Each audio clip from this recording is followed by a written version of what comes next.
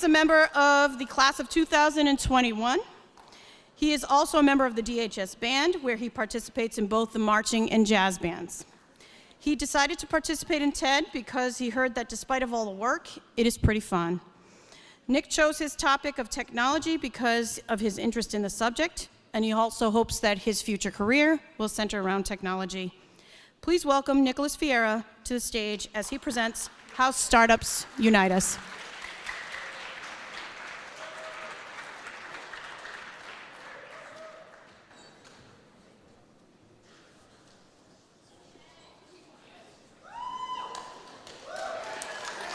Hey! Oh, wow. Good to see y'all. So, I have one question for you. Why is technology important? And I get that asking in this day and age why technology is important is like asking, why is it important for me to breathe oxygen?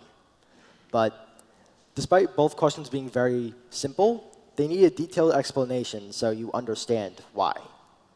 First of all, 4 billion people used the internet in 2018 alone, meaning 4 billion people go on a web browser and look up YouTube videos, research data, cite that data, and much more.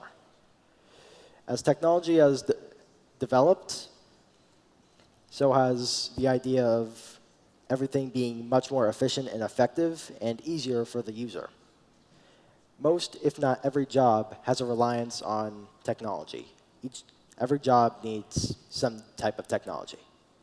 And because of social media and streaming services like Skype, we're able to, technology can bring us together. So I feel startup companies are very underappreciated because of some of the products that they make. A startup company is a startup company is a company that is in its first stage of operations, or more simply, it's owned by one person or a small group of people. They put so many hours into their products because they believe that they can make something that can improve society and still be very easy to access to the common people.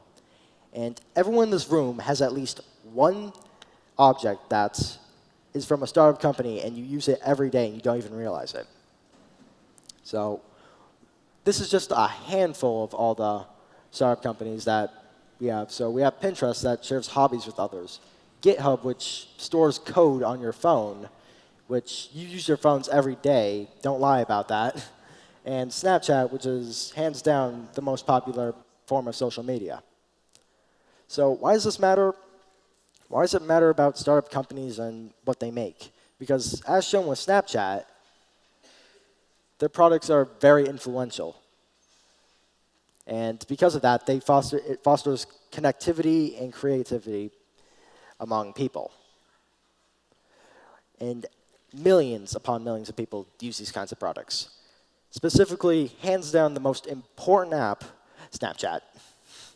So Snapchat, founded in 2011 by 3 co-founders working at Stanford.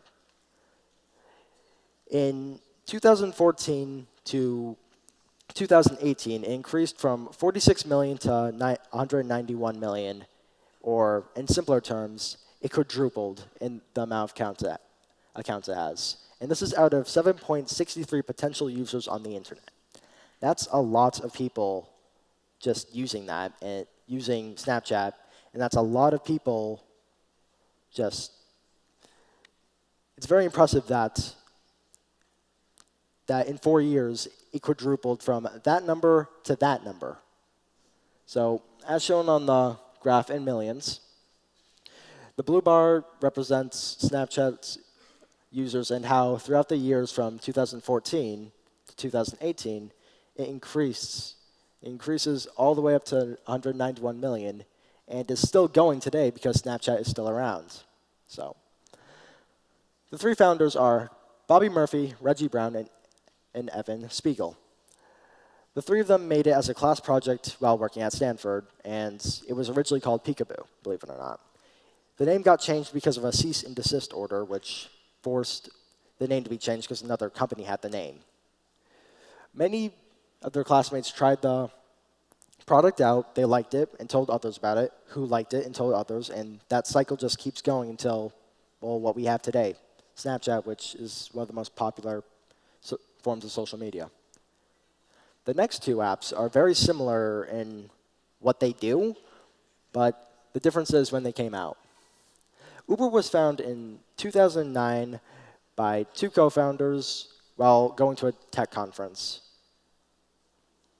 The revenue of the platform providers was 18.6 million, and with a market value of 7.2 billion, it makes Uber the top rideshare app out there, with the runner-up being Lyft. Lyft was founded 3 years later in 2012 by another pair of co-founders. In 2017, 2.6 billion rides were given, with an increase to 4 million plus in 2018. So in 1 year, more than 1.4 million rides are being given, or billion. So the graph here is rather simple. Before Uber and Lyft started getting big, rental cars and taxis were the main mode of transportation.